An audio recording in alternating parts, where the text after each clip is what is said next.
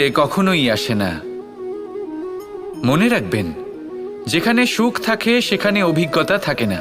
আর যখন এই সুখ আমাদের জীবন থেকে দূরে চলে যায়, তখন আমাদের জীবনে আসে এই অভিজ্ঞতা। পরমাত্মা, প্রকৃতি, নিয়তি এই অভিজ্ঞতাকে আমাদের জীবনে পাঠান, যাতে আমরা একটা অত্যন্ত গুরুত্বপূর্ণ শিক্ষা, একটা জ্ঞান প্রাপ্ত করতে পারি। এই অভিজ্ঞতা আমাদের শেখায় যে অতীতে এমন কি হয়েছিল যা আমাদের করা উচিত হয়নি। আমাদের শেখায় ভবিষ্যতে এমন কি আছে যা আমাদের করা উচিত আর কি করা উচিত নয়। দেখতে গেলে এই অভিজ্ঞতা আমাদের সেই শিক্ষা দেয় যার জন্য আমরা সুখের দিকে উচিতভাবে অগ্রসর হতে পারি। সেই জন্য জীবনে যখনই দুঃখ আসবে, দুঃখের এই সময় আসবে, তখন হতাশ হবেন না।